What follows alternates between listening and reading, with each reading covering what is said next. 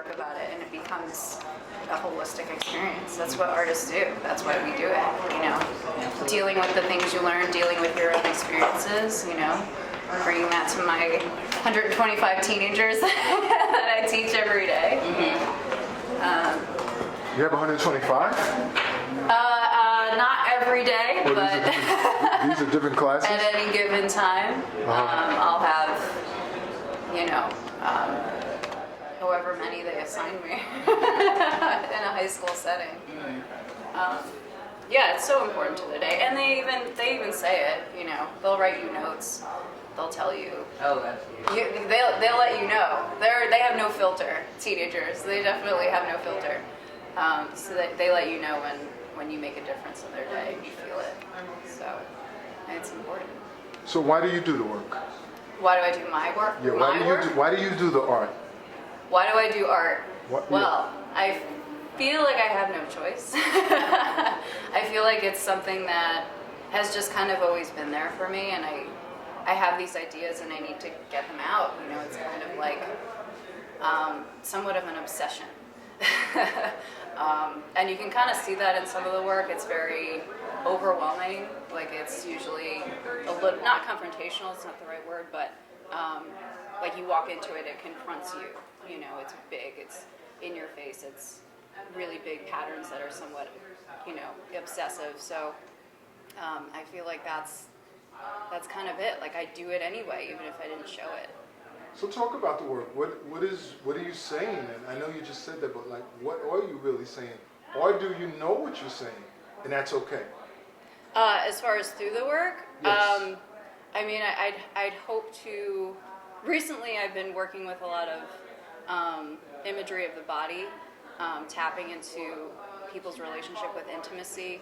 I'm kind of personally talking about a little bit of like sexuality, but I think that everybody kind of has their own relationship with sexuality, with intimacy, different kind of experiences that they've had. So I try not to make it too personal. I kind of like to let the person who's viewing it kind of walk into it and bring with it, you know, whatever they have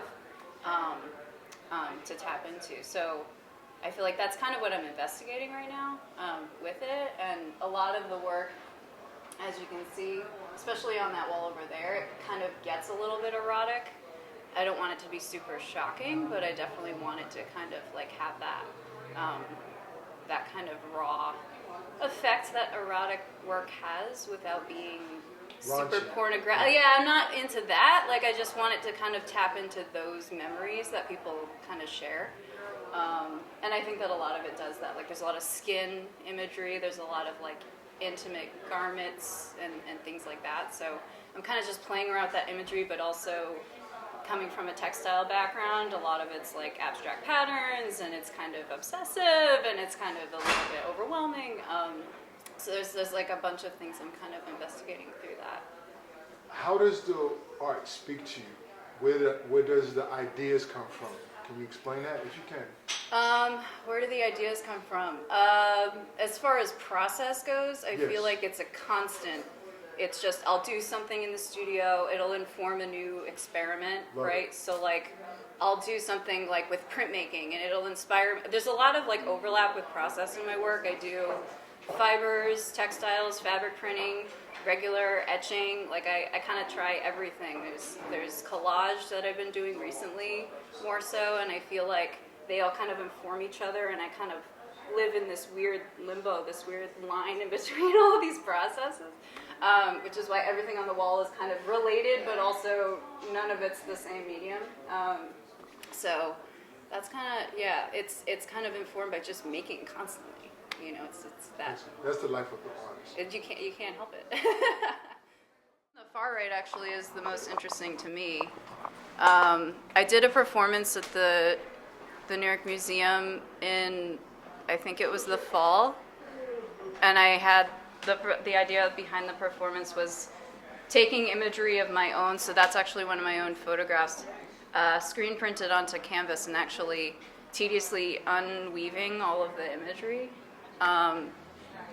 And the process, the whole concept behind the performance was to kind of play around with the idea of memory distortion, how we kind of like misremember things or conveniently forget things related to those.